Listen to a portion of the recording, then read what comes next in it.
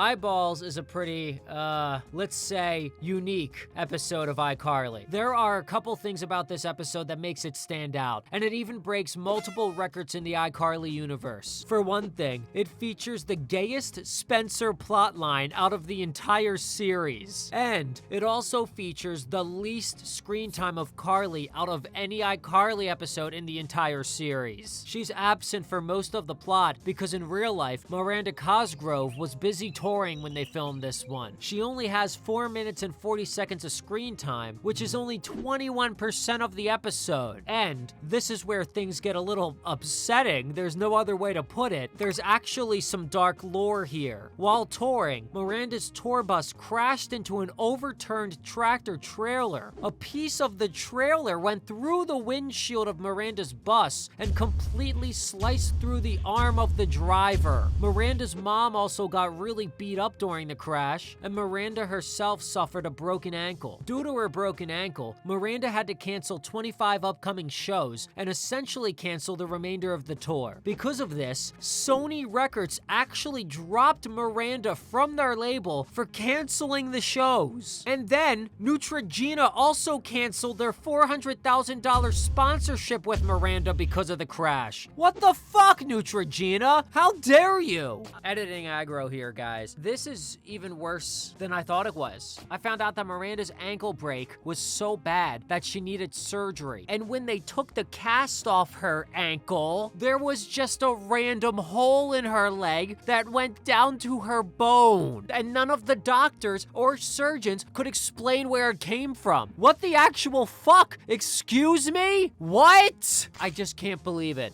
The more I learn about this whole thing, I just can't believe it. My God. All right, back to the video. I just find it interesting that Carly is missing during this episode, and now we all unfortunately know where she was during it. Just food for thought, I guess. Moving on. The last thing to make this episode stand out is that it has the highest potential kill count out of any episode in the series. Don't get me wrong, there's plenty of other iCarly episodes where the main characters wreak havoc on all of society, breaking into people's houses, promoting sneakers to their audiences that catch on fire and explode, crashing innocent people's funerals, stealing human remains. They're just straight up criminals half the time. It's what they love to do. It's that simple. But there's no other episode besides this one where they are actually responsible for causing mass casualties. We're talking hundreds of thousands of injuries and or deaths in a single incident, and the episode lets them completely off the hook for it. And by them, I mean Freddy, because in this one, it's actually all his fault. The blood of 100,000 people is on his hands. And you know what? It's about time someone held him accountable for it. So today, we're gonna take a closer look at these crimes and a closer look at Spencer's gay romance while we're at it. Hell, let's see if iCarly can still be entertaining without Carly, the titular character. Let's find out. As always, if you like this one, be sure to throw us a fat juicy like and maybe even subscribe. I might just strip nude, tie a flannel around my crotch like Tarzan in the jungle, and run through the streets if you do. Follow me on Instagram and Twitter at AgroWasHere for a daily dose of nostalgia. And if you have any other episodes or shows you want me to cover, let me know in the comments. All right, let's dive in.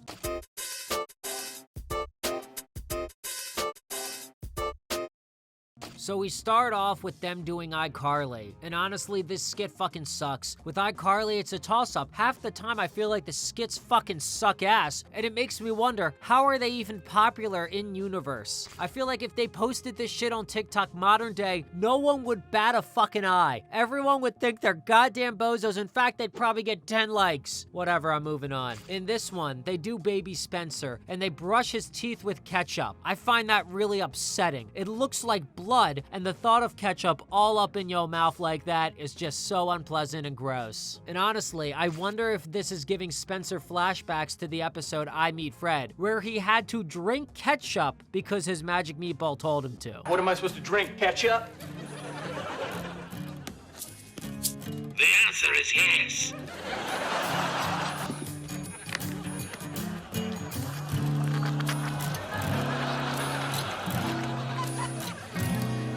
Okay. Also, you can see Gibby smothering Sam's hand in ketchup, but in the next shot, the ketchup is gone, then it reappears! Sloppy, sloppy, sloppy, sloppy. Ah! And while they're doing iCarly, there's a real camera crew there, because apparently they're all gonna get interviewed by some show called Hollywood Download, which is a really pointless plot. We never actually see those interviews happen. The only reason it's ever mentioned that they're doing these interviews is because it gives Freddy a complex and makes him feel bad because they don't want to interview him. Hey. Did you want to interview me too? Why? And also because when Spencer sees the reporter lady with her personal assistant, it gives him the idea to get his own personal assistant. This is my assistant, Tina. So, Tina just, like, works for you and does whatever stuff you need her to? Yeah, pretty much. That's her job.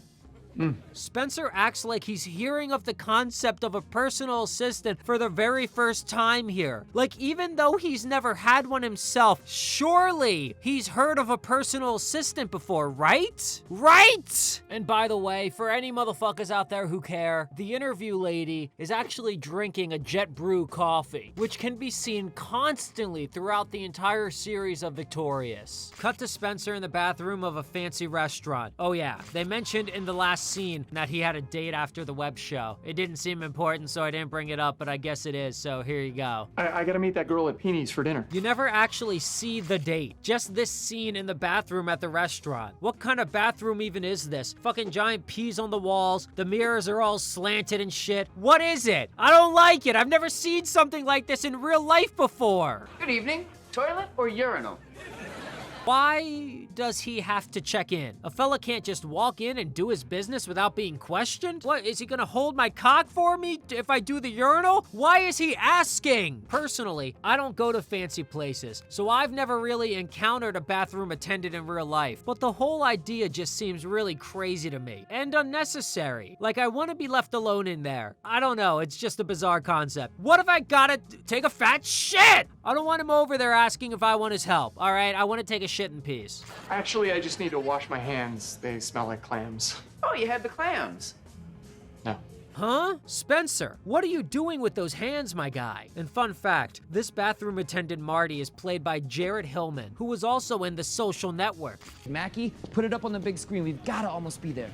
He overhears Spencer saying he wants to hire his own personal assistant and volunteers himself for the job. Well, would you be willing to consider hiring me as your new assistant? Listen, this job is my assistant.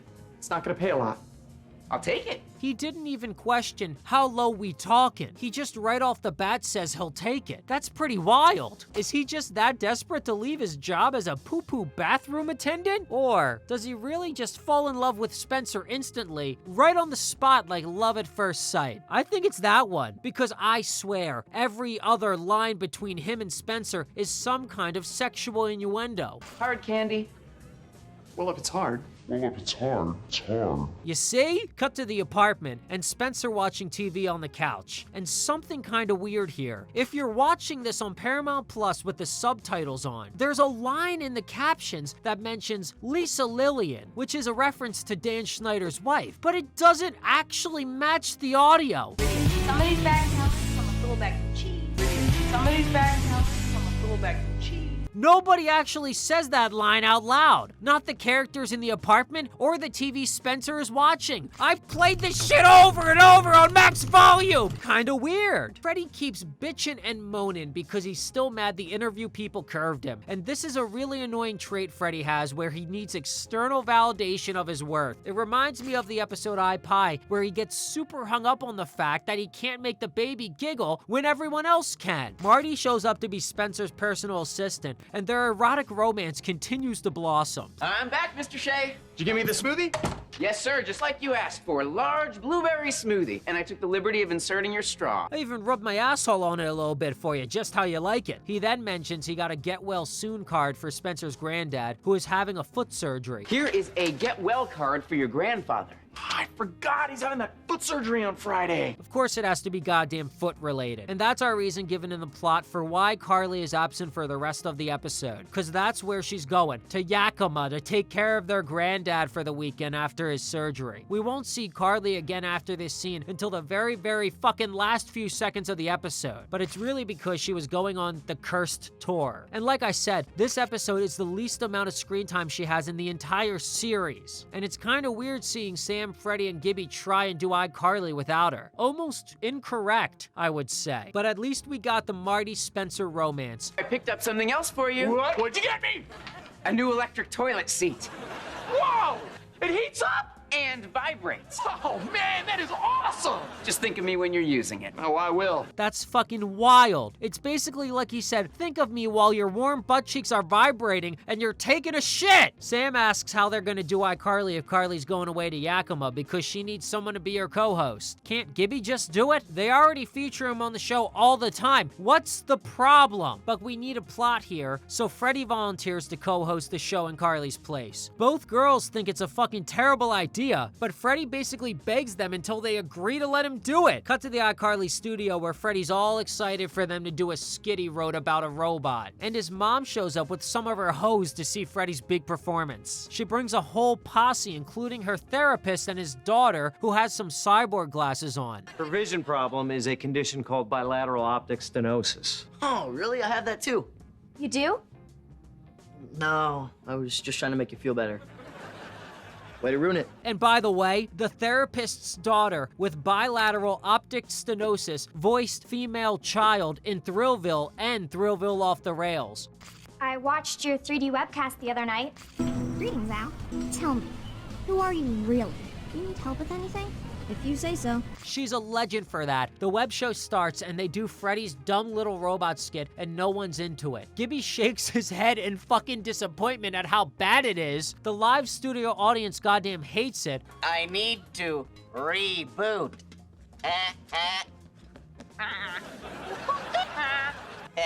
You really want to keep going with this? The Sam I know would have realized that this was going poorly and then started beating the shit out of Freddy halfway through the skit to salvage it and make something funny still be happening on camera. But no, instead, she just asks Freddy, hey, are you sure you want to keep doing this? Freddy walks off all dejected and they play the aww sound effect. Like, damn, kinda sad, but also very unprofessional of Freddy to do that when he knows it's a live show with hundreds of thousands of viewers. Sam keeps it moving by jumping into a new segment of the show with Baggles, who is a giant plastic bag filled with yogurt. What's that, Baggles? You have a sinus infection? Well, just try to breathe through your nose. Damn, that would take a lot of yogurt to fill that entire bag. After the show, Spencer is still being gay with his boyfriend. I mean his personal assistant. Thanks for letting me massage you, sir. Freddy keeps sulking and moping around because nobody thinks his robot skit was funny. And Spencer gets an alert on his phone that his bank account has a low balance. Got $11,340 in my account. No, sir, you've got $11.34. What? Okay, how could Spencer afford that restaurant from the beginning of the episode when he has $11 goddamn dollars in his account? That place had a restroom attendant, so it's gotta be fancy as hell. What did he do? Dine and dash? Sam tries to comfort Freddy and tells him that he's still creative in his own techie way, even though he's not a comedian. You know, tech stuff can be sort of creative. Weren't you working on some sort of techie 3D chiz? Yeah. I was trying to figure out a way to shoot video so people could watch it online in 3D, you know, without special glasses.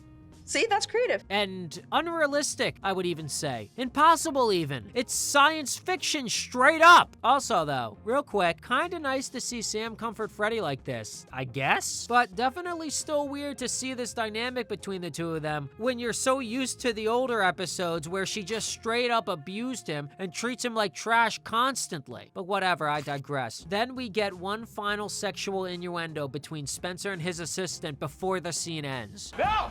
I'm riding my assistant! I'm riding my assistant! I'm riding my assistant! Cut to the iCarly broadcast, where they don't do any actual content, just some woo, look at us, we're in 3D moves, which kinda reminds me of Spy Kids 3D Game Over, where tons of shit would happen just for the sake of the 3D effect and making stuff pop out of the screen. Freddy gets way too close to the camera at the end too. Like, brother, I can feel your breath on me. After the iCarly broadcast ends, they go downstairs and Spencer is acting weird. He smacks the shit out of Freddy when he actually means to high-five him.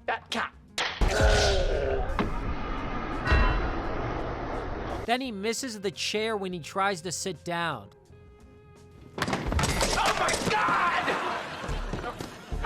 Sir, you missed the chair. I know. It's like my eyes are playing tricks on me. Hey, are we going to the smoothie or what? Oh, yeah. What? They're so unconcerned. Shouldn't they be concerned if Spencer's having a stroke or something? Like, that's not normal. He's having actually 2 of the major stroke symptoms right now. Loss of coordination and vision changes. Like, what? They should want to get him medical attention. By the way, after Spencer knocks the shit out of the plums plate, they just fucking reappear back on the goddamn plate a few seconds later. But whatever. They all just ignore Spencer's clear signs of having a stroke and decide to go down to the Groovy Smoothie to see how everyone's gonna react to seeing the first ever 3D iCarly broadcast. And when they get there, Tebow and all the customers at the Groovy Smoothie are freaking out because everyone's having serious major vision problems. Nobody can fucking see shit. Someone thinks it's because of something in the smoothies, and Tebow takes that personally. It's probably something in the smoothies.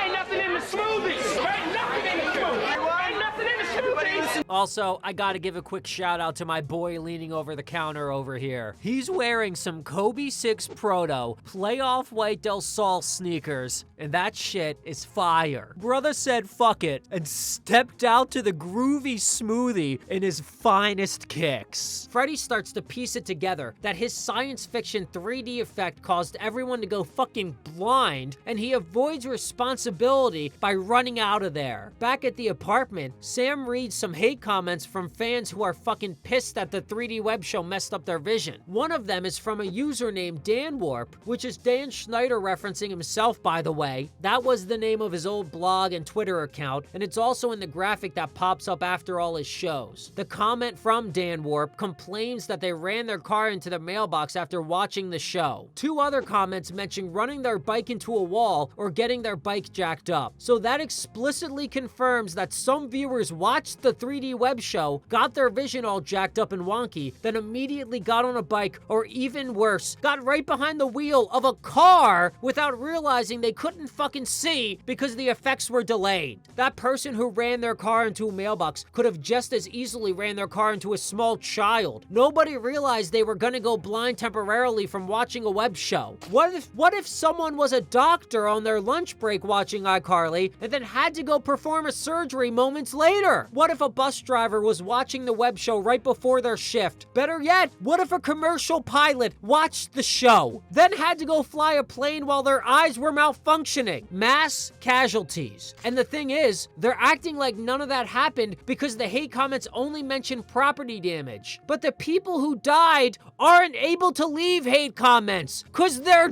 dead! At least there wasn't any permanent damage to anyone's eyes. Yeah, just to their stuff. And their bikes and cars. And the stuff their bikes and cars ran into. And it's not enough that he may have killed people. He's also got to have his dirty shoes on the couch. Freddy is a menace to society. But seriously though, saying, oh, nothing too serious, just property damage from all the stuff people's bikes and cars ran into, they're completely downplaying the massive problems they caused. The episode completely lets Sam and Freddy off the hook for their mass destruction. It just moves right along to Spencer trying to rent out half his room so that he can afford to keep paying for his new assistant lover. And he's literally gonna let this random man share a bed with him. Hey, I gotta sleep on the left side of the bed. I sleep naked. Marty can't stand the thought of another man sharing the bed with Spencer, so he quits his job as Spencer's assistant to save him from having to pimp himself out. Very noble and romantic, I might shed a tear. You're still gonna rent me the room, right? About that. Here's the thing. I mean, here's what's up with that. What I'm thinking we do is just never come back here again. Then, Miss Benson's therapist and his daughter from earlier show up again to say that her rare eye condition is cured after watching the 3D broadcast. I watched your 3D webcast the other night. Great. So now you're gonna sue me? You cured my bilateral optic stenosis. Really? Mm-hmm. It's a miracle. You'll help cure tens of people. So even though Freddy caused countless injuries and deaths by fucking up people's visions, he also unfucked someone's vision. And I'll be honest, this moment made me realize why the episode is called Eyeballs. Like eyeballs, you know, the things you see out of. Up until this point, I thought it was balls like testicles. And I just didn't understand why they named the episode that. I thought it was maybe just another reference to Spencer and his boyfriend and all their innuendos. I don't know. Also, for some reason, this blind bitch wants to meet Bagels. It was just a bag filled with yogurt, and that iCarly broadcast was multiple days ago. It would be smelling absolutely rancid by now. Marty finishes packing up his things and gets ready to hit the road, and the episode hits us with one last sexual innuendo. Where do you think you'll go? I guess whichever way the wind blows me. Well, I hope it blows you someplace wonderful. And then we get a moment that's honestly kind of baffling. It's a love montage between Spencer and Marty, which is pretty funny. I especially like the part where he assaults an old lady just to defend Spencer's honor. But then something really confusing happens. They frosted a cake together? So they could all see that? Huh? They all watched the whole flashback? They could hear the music too? What? Finally, Carly walks through the door and says, "I'm back," just as the episode abruptly ends. Carly misses the mass casualties and the gay romance, which is a damn shame. And honestly, the fact that Carly didn't call them and say, "Hey guys, I'm fucking blind," tells me that she didn't even watch the broadcast while she was away. That's crazy. I would be so curious, like, oh, are they gonna fuck up my show? It's got my name plastered all over it. But no, she apparently didn't give a shit. And then Spencer flirts very sensually with a melon during the end credits. Did that melon consent? I don't know. Overall, I definitely think this episode suffers from the lack of Carly. You really feel her absence for the near 80% of the episode she's not in. And I don't really love how much this episode shits on Freddy for being unfunny. The scene where he's a lame robot on iCarly is just painful to watch. It feels mean, and it's also lazy, since they're kinda just repeating the plot from iPie where he can't make the baby laugh and feels inadequate because of it. But even though I feel kinda bad for Freddy, there's also no defending his actions in this episode. By temporarily blinding their viewers, there's no doubt that he ruined countless lives and caused injury and death that we can never understand the scope of. He's gonna be sued for all he's worth, and the web show should honestly be canceled forever after all that destruction. The one saving grace of this episode is the Spencer-Marty subplot. It's really memorable, and it's honestly funny as shit. I don't know how they got away with putting that many sex jokes in a kid's show, to be honest. Well, if it's hard. Thanks for letting me massage you, sir. No!